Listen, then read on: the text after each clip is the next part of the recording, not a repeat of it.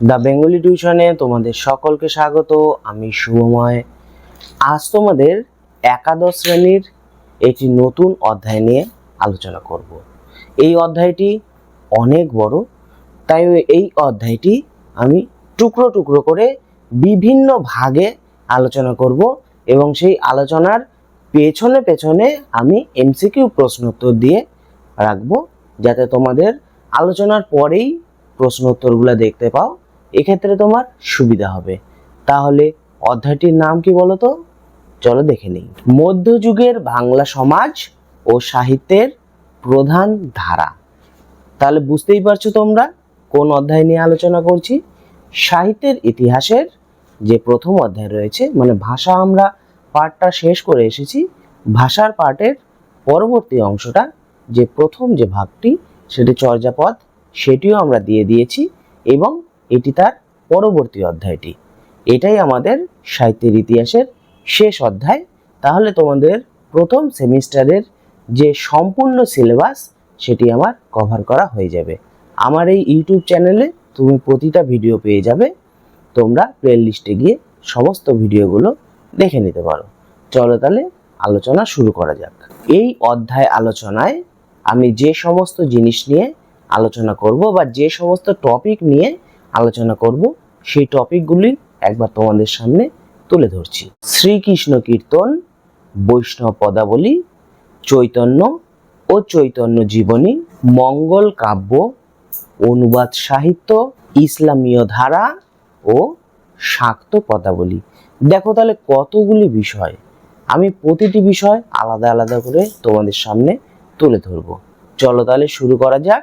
আমরা প্রথম টপিকটা নিয়ে এবার আলোচনা করার আগে আমি মধ্যযুগীয় যে আমাদের সমাজ ব্যবস্থা বা মধ্যযুগীয় যে অন্ধকার যুগ একটা যে পড়েছিল, সেই সমস্ত দিক নিয়ে আগে একটি সামগ্রিক আলোচনা করে নেব, তারপর আমরা টপিকে প্রবেশ করব। তাহলে সামগ্রিক আলোচনাটা আগে করে নেই। বাংলা সাহিত্যের মধ্যযুগ বলা হয় 1201 থেকে 1800 খ্রিস্টাব্দ পর্যন্ত সময়কালকে।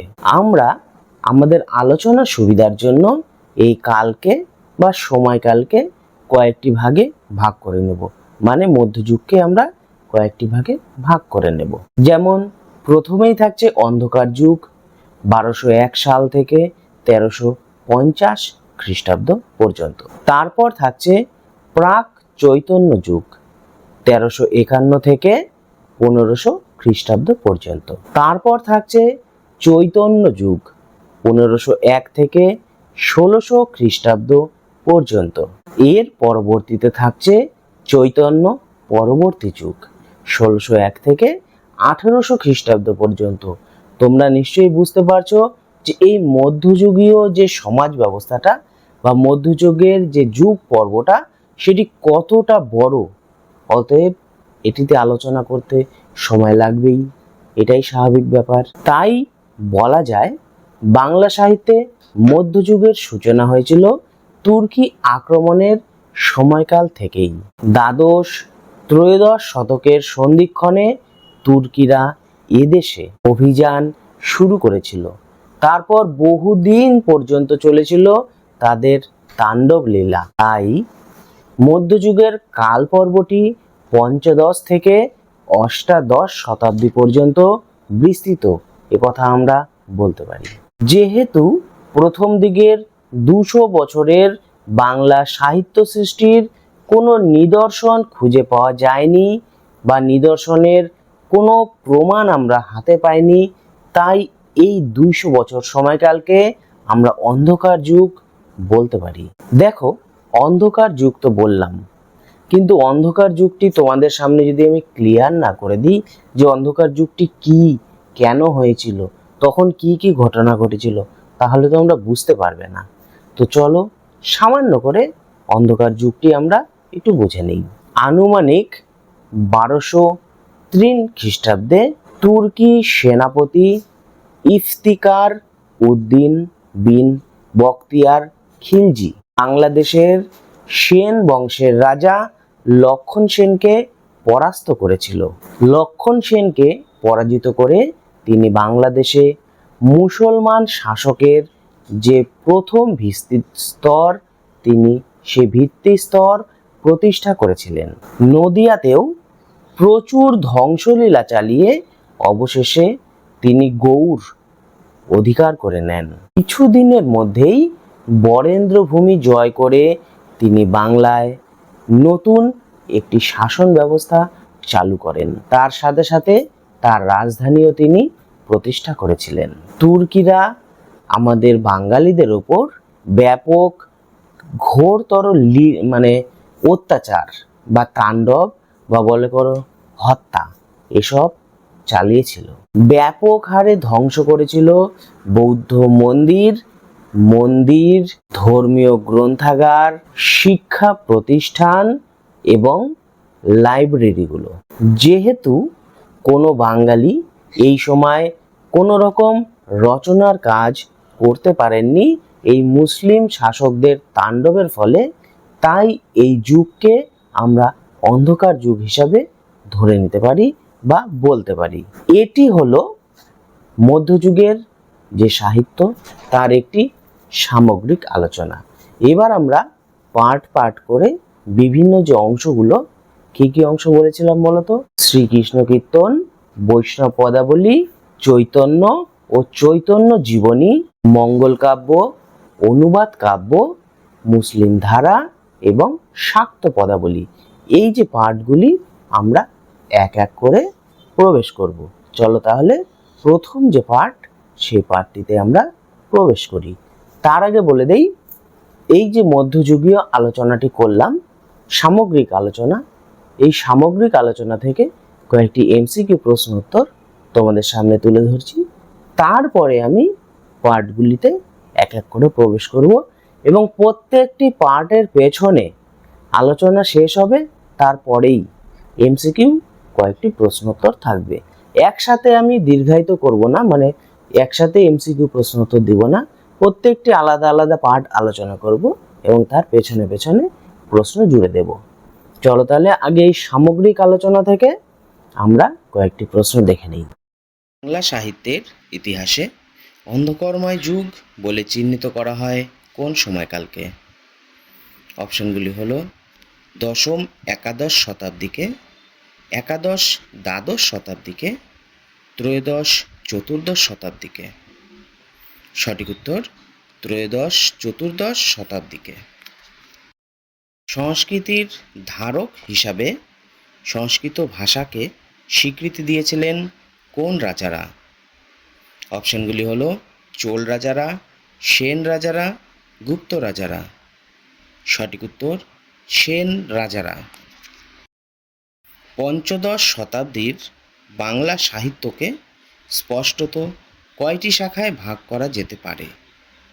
অপশনগুলি হলো একটি, দুটি, তিনটি। সঠিক উত্তর তিনটি। এদেশে তুর্কি আক্রমণ শুরু হয়। অপশনগুলি হলো একাদশ শতাব্দীর একেবারে প্রথমে, দ্বাদশ শতাব্দীর একেবারে প্রথমে, দ্বাদশ শতাব্দীর একেবারে শেষে। সঠিক উত্তর দ্বাদশ শতাব্দীর একেবারে শেষে। হিন্দু কবিদের ভাষায় হুসেন শাহ ছিলেন। অপশনগুলি হলো মিত্র নৃপতি, রাক্ষস রাজা, নৃপতি তিলক। সঠিক উত্তর নৃপতি তিলক। কবি ভারতচন্দ্রের মৃত্যু কোন সময়ে হয়েছিল? অপশনগুলি হলো 1760 খ্রিস্টাব্দ, 1757 খ্রিস্টাব্দ, 1765 খ্রিস্টাব্দ। সঠিক উত্তর 1760 খ্রিস্টাব্দ। নিম্নোক্ত কোন সাহিত্যকর্মটি প্রাক চৈতন্য যুগে রচিত? অপশনগুলি হলো বড়ু চণ্ডীদাসের শ্রীকৃষ্ণ কীর্তন, চৈতন্য জীবনী সাহিত্য, ভারতচন্দ্রের অন্নদামঙ্গল। সঠিক উত্তর বড়ু চণ্ডীদাসের শ্রীকৃষ্ণ কীর্তন। জন্মলগ্নে বাংলা ভাষা কোন রাজাদের পৃষ্ঠপোষকতা লাভ করেছিল? অপশনগুলি হলো গুপ্ত রাজা, সেন রাজা, পাল রাজা। সঠিক উত্তর পাল রাজা। আর্যা সপ্তসতী নামক সংস্কৃত কাব্যটির রচয়িতা কে? অপশনগুলি হল ভবভূতি, কালিদাস, গোবর্ধন আচার্য। সঠিক উত্তর গোবর্ধন আচার্য। কোন সময়কালকে বাংলা সাহিত্যের ইতিহাসে যুগ সন্ধিক্ষণ বলা হয়ে থাকে? অপশনগুলি হল 1660 থেকে 1700 খ্রিস্টাব্দ, 1700 থেকে 1760 খ্রিস্টাব্দ, 1760 থেকে 1800 খ্রিস্টাব্দ। সঠিক উত্তর 1760 থেকে 1800 খ্রিস্টাব্দ। বাংলা সাহিত্যের সূচনা হয়েছিল কোন শতাব্দীতে?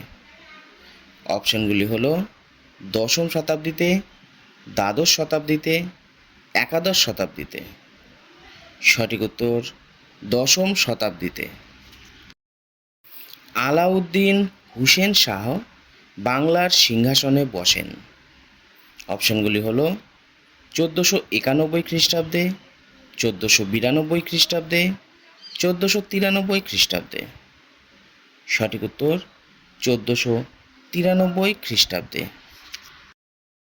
বাংলা সাহিত্যের ইতিহাসে প্রাক চৈতন্য পর্ব বলে চিহ্নিত করা হয়ে থাকে যে সময়কালকে? অপশানগুলি হল চতুর্দশ পঞ্চদশ শতাব্দীকে, পঞ্চদশ ষোড়শ শতাব্দীকে, ষোড়শ সপ্তদশ শতাব্দীকে। সঠিক উত্তর চতুর্দশ পঞ্চদশ শতাব্দীকে। কোন শতাব্দীকে চৈতন্য পর্ব হিসাবে চিহ্নিত করা হয়? অপশানগুলি হল চতুর্দশ শতাব্দী, পঞ্চদশ শতাব্দী, ষোড়শ শতাব্দী। সঠিক উত্তর ষোড়শ শতাব্দী। বাংলা সাহিত্যের ইতিহাসে চৈতন্যোত্তর পর্ব বলে চিহ্নিত করা হয়ে থাকে কোন সময়কালকে? অপশনগুলি হল চতুর্দশ পঞ্চদশ শতাব্দীকে, পঞ্চদশ ষোড়শ শতাব্দীকে, সপ্তদশ অষ্টাদশ শতাব্দীকে। সঠিক উত্তর সপ্তদশ অষ্টাদশ শতাব্দীকে। এবার আমরা শ্রীকৃষ্ণ কীর্তন নিয়ে একটু আলোচনা করব। মধ্যযুগীয় বাংলা ভাষা ও মধ্যযুগের সাহিত্যের প্রথম নিদর্শন হলো বড়ু চণ্ডীদাসের লেখা শ্রীকৃষ্ণ কীর্তন কাব্য। এই কাব্যটি কাব্যগুণে যেমন সমাদৃত তেমনি ঐতিহাসিক নিরিখেও অতীব গুরুত্বপূর্ণ। চর্যাপদের যুগ শেষ হবার পর বাংলা ভাষা কেমন রূপ নিয়েছিল আর ঐতিহাসিক নিদর্শন পাওয়া যাবে এই শ্রীকৃষ্ণ কীর্তনের মধ্যে। শ্রীকৃষ্ণ কীর্তনের পুঁথি আবিষ্কার করেছিলেন বসন্ত রঞ্জন রায় বিদ্যভল্লভ। তিনি 1909 খ্রিস্টাব্দে বাঁকুড়া জেলার বনবিষ্ণুপুরের কাকিল্লা গ্রামে শ্রীনিবাস আচার্যের দৌহিত্র বংশধর শ্রী দেবেন্দ্র মুখোপাধ্যায়ের গোয়ালঘরের মাচা থেকে এই পুঁথিটি আবিষ্কার করেছিলেন। তারই সম্পাদনায় 1916 খ্রিস্টাব্দে বঙ্গীয় সাহিত্য পরিষদ থেকে এই পুঁথিটি মুদ্রিত হয়েছিল।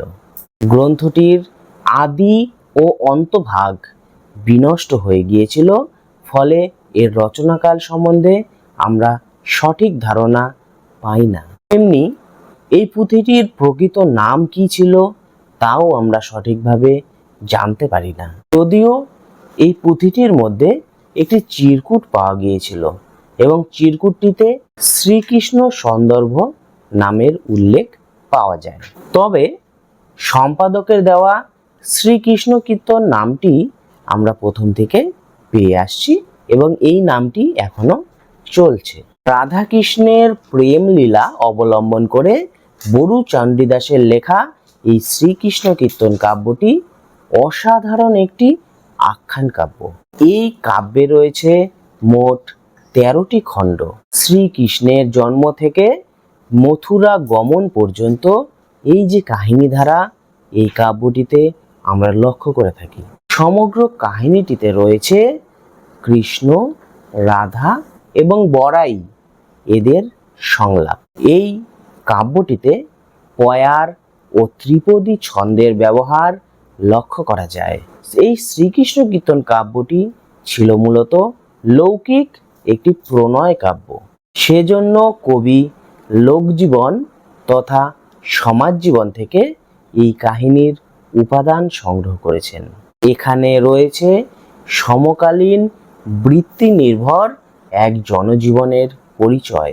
আমরা দেখতে পাই পেশার ভিত্তিতে তখন গোষ্ঠীবদ্ধ শ্রেণীজীবন ছিল, যেমন ব্রাহ্মণ, ক্ষত্রিয়, বৈশ্য, গোপ, কুমোর, তেলি, নাপিত, বৈদ্য ইত্যাদি। আমরা এই কাব্যে দেখতে পাই প্রাচীন বাংলায় তখনও বাল্য বিবাহ এই প্রথাটি প্রচলিত ছিল। রাধার বাল্য বিবাহ এই প্রমাণ দেয়। আরেকটি কথা বলে রাখি, এই শ্রীকৃষ্ণ কীর্তন যখন প্রকাশিত হয়েছিল তারপর থেকে বাংলা সাহিত্যে চণ্ডীদাস সমস্যা সৃষ্টি হয়েছিল। বলা বাহুল্য এখনো পর্যন্ত আমরা এই চণ্ডীদাস সমস্যার সমাধান করে উঠতে পারিনি। যাই হোক, এটি হলো শ্রীকৃষ্ণ কীর্তন কাব্যের সামান্যতম আলোচনা। এবার আমি শ্রীকৃষ্ণ কীর্তন কাব্যের কিছু এমসিকিউ প্রশ্নোত্তর নিয়ে আলোচনা করব এবং তারপরে পরবর্তী যে পার্ট সেই পার্টে আমরা প্রবেশ করব। আদি মধ্যযুগের প্রামাণিক নিদর্শন হলো, অপশনগুলি হলো চর্যাপদ, শ্রীকৃষ্ণ কীর্তন, ডাক ও খনার বচন। সঠিক উত্তর শ্রীকৃষ্ণ কীর্তন। কাব্যের মোট পদসংখ্যা হলো, অপশনগুলি হলো 418টি, 420টি, 422টি। সঠিক উত্তর 418টি। কাব্যটি রচিত হয়েছিল যে সময়ের মধ্যে, অপশনগুলি হলো 1370 থেকে 1481 খ্রিস্টাব্দ, 1470 থেকে 1480 খ্রিস্টাব্দ, 1480 থেকে 1520 খ্রিস্টাব্দ। সঠিক উত্তর 1470 থেকে 1480 খ্রিস্টাব্দ।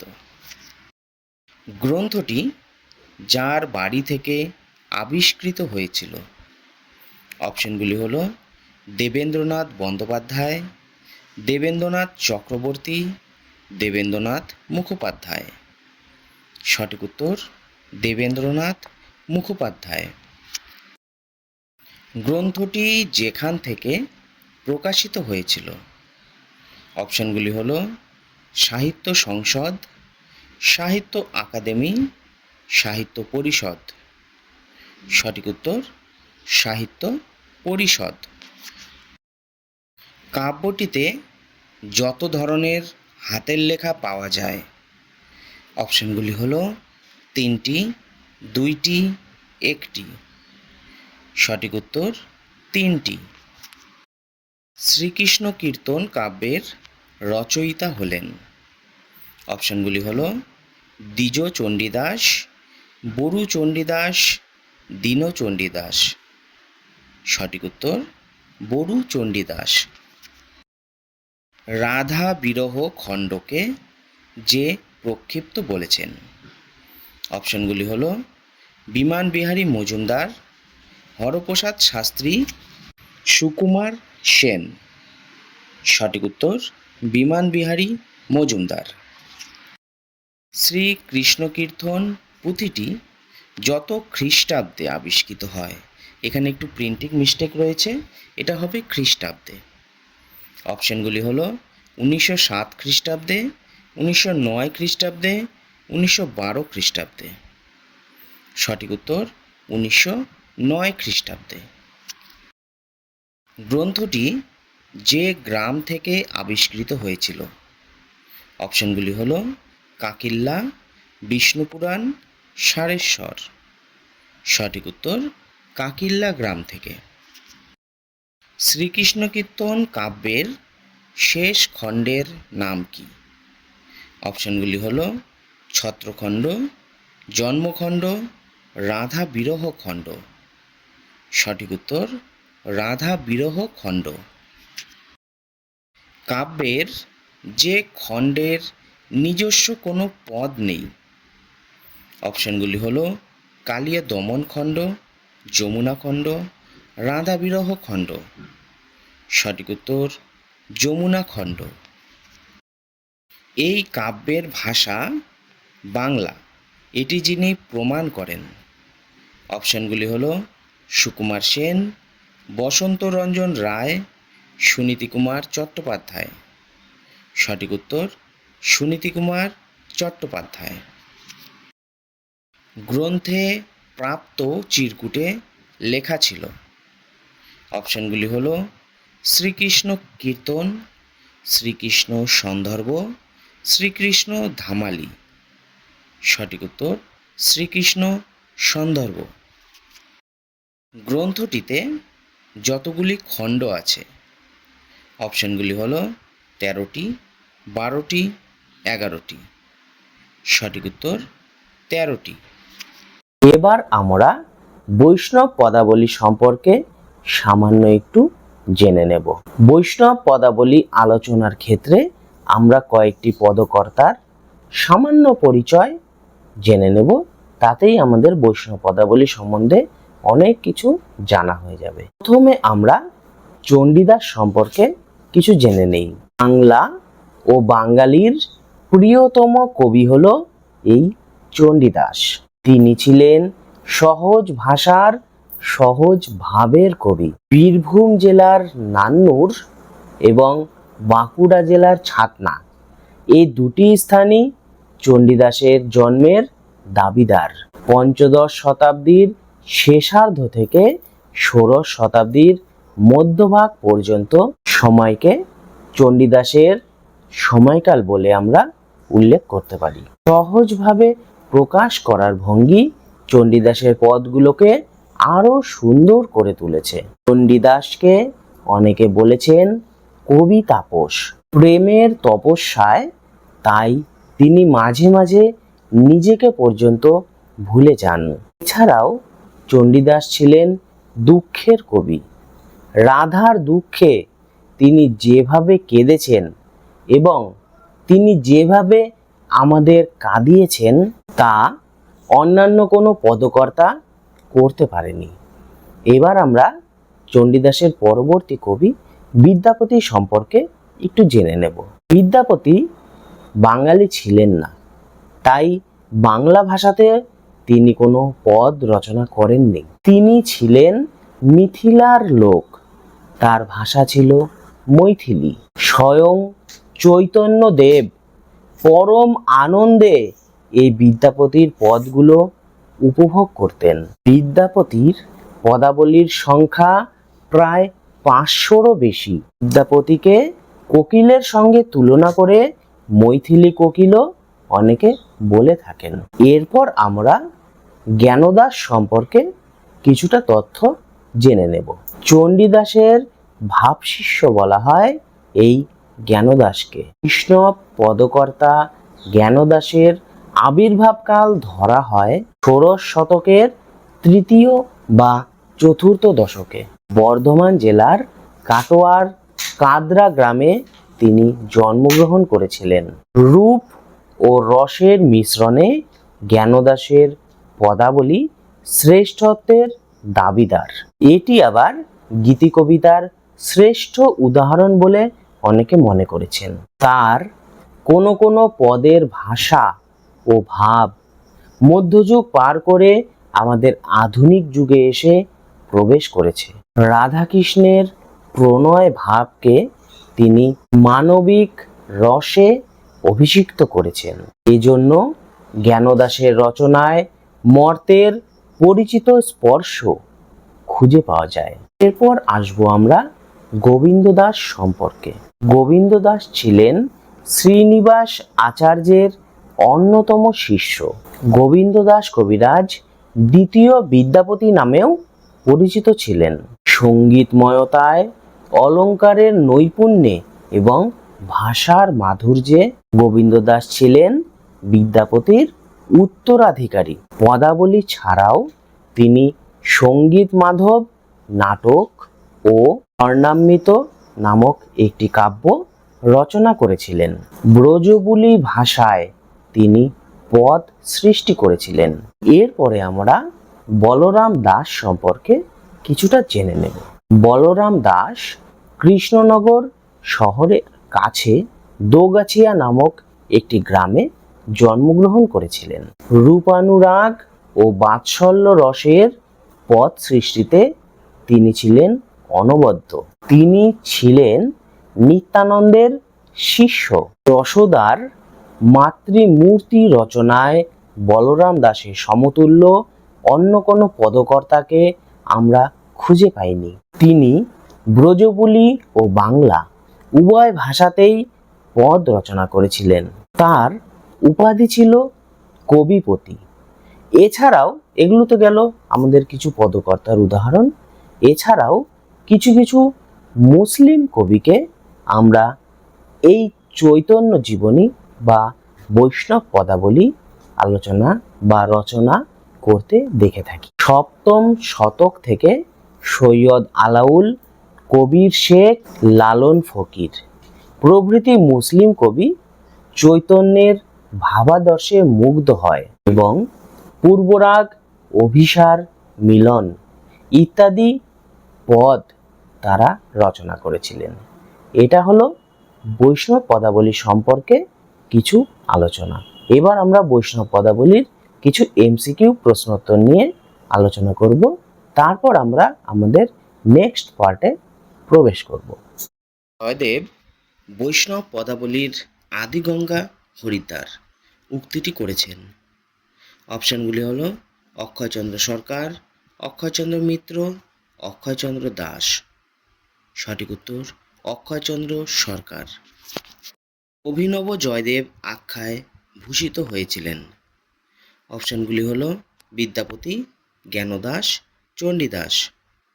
সঠিক উত্তর বিদ্যাপতি। চণ্ডীদাস প্রবন্ধের রচয়িতা হলেন। অপশানগুলি হলো রবীন্দ্রনাথ ঠাকুর, দীনেশচন্দ্র সেন, শঙ্করীপ্রসাদ বসু।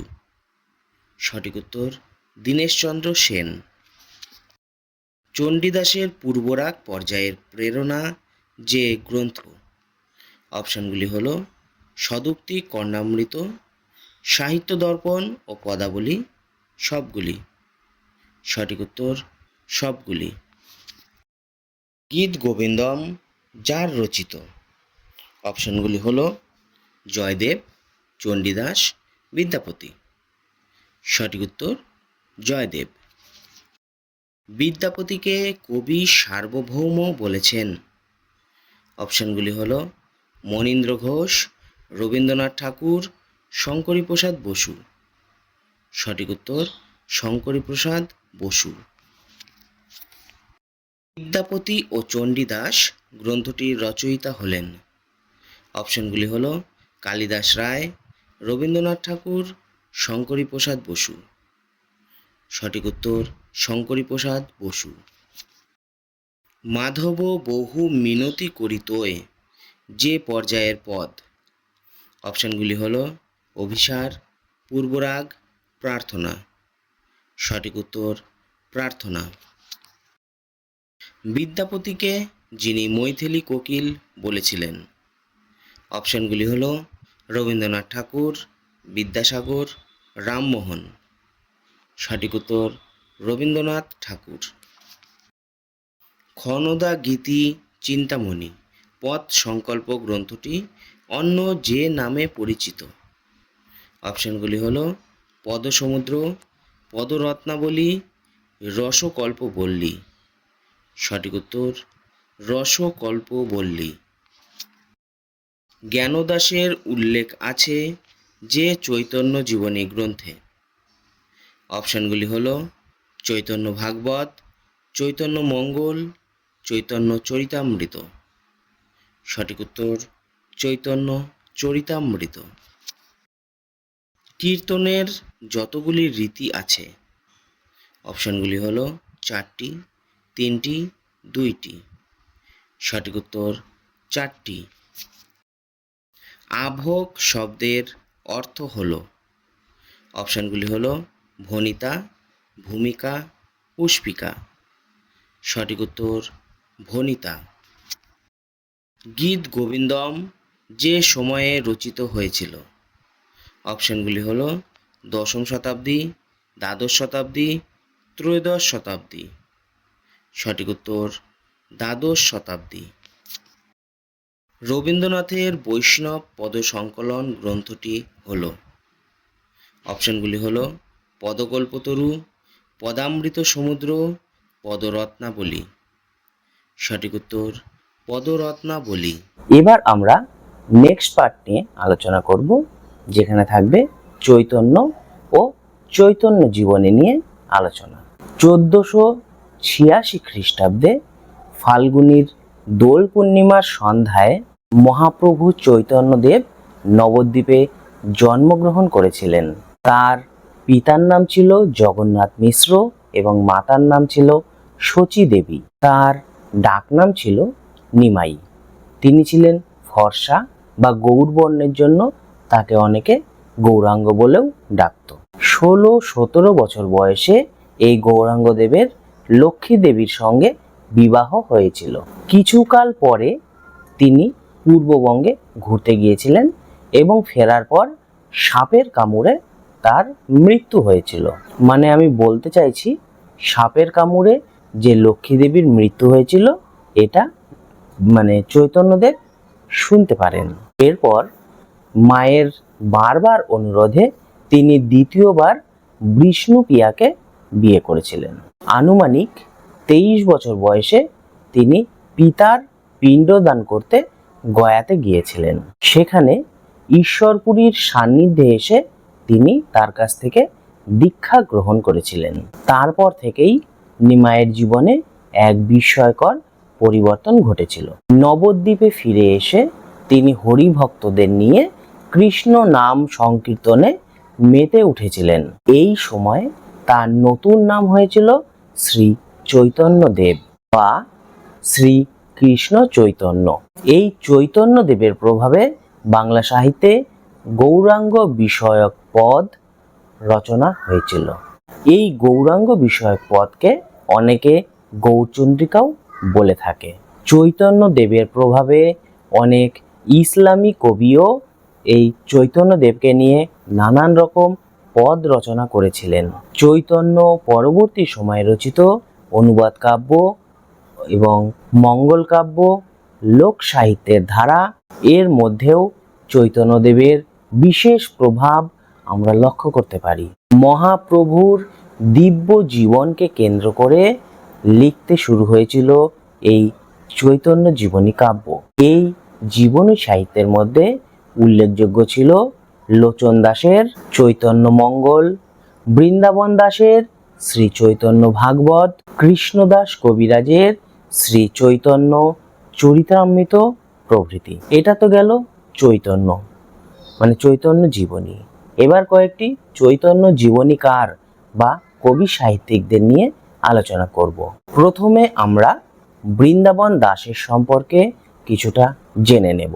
বৃন্দাবন দাসের কাব্যটি 3টি খণ্ডে বিভক্ত এবং 51টি অধ্যায়ে বিন্যস্ত ছিল।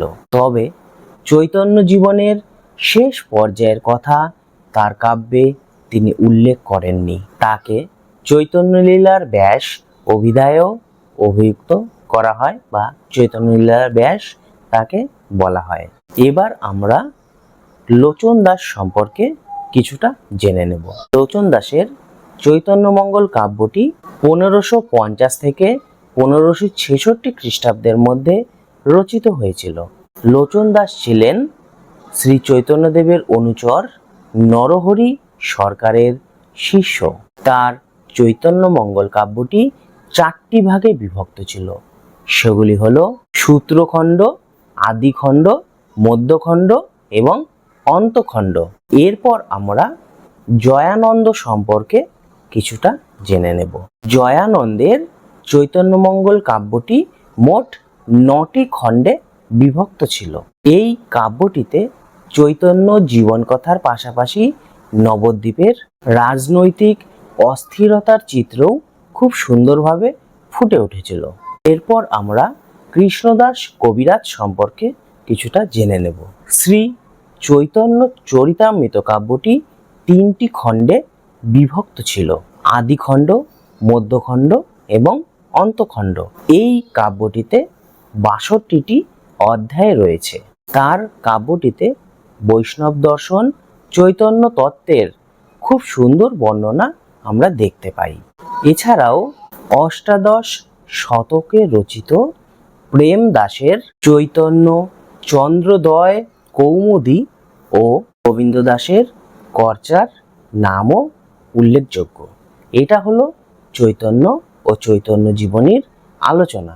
এবার আমরা এই টপিকটি থেকে কিছু এমসিকিউ প্রশ্ন উত্তর দেখে নেব এবং তারপরে পরবর্তী টপিকে আমরা প্রবেশ করব। বাঙালির হিয়া অমিয়া মথিয়া নিমাই ধরেছে কায়া পংক্তিটির রচয়িতা হলেন। অপশনগুলি হলো নজরুল ইসলাম, সত্যেন্দ্রনাথ দত্ত, রবীন্দ্রনাথ ঠাকুর। সঠিক উত্তর সত্যেন্দ্রনাথ দত্ত। চৈতন্যদেব যে তিথিতে জন্মগ্রহণ করেন? অপশনগুলি হলো দোল পূর্ণিমা, বৈশাখী পূর্ণিমা, ফাল্গুনী পূর্ণিমা।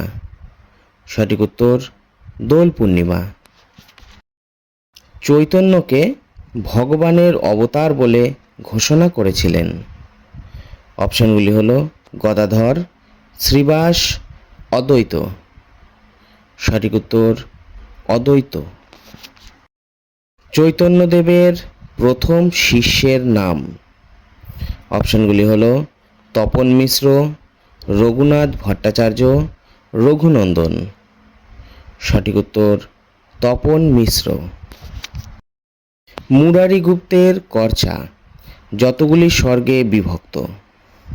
অপশনগুলি হলো 76টি, 77টি, 78টি। সঠিক উত্তর 78টি। বৃন্দাবন দাসের নাম পরিবর্তনের উল্লেখ রয়েছে যে গ্রন্থে?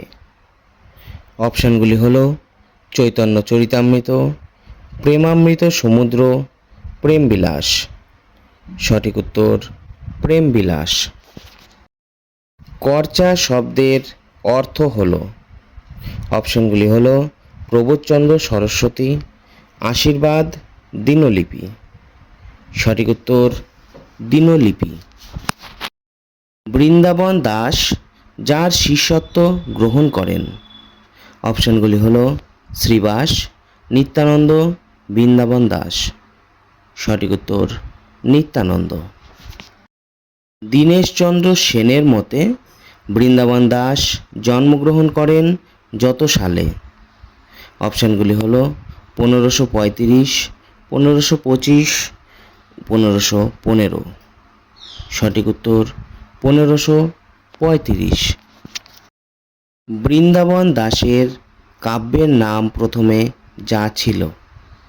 অপশানগুলি হলো চৈতন্য ভাগবত, চৈতন্য মঙ্গল, চৈতন্য চরিতামৃত।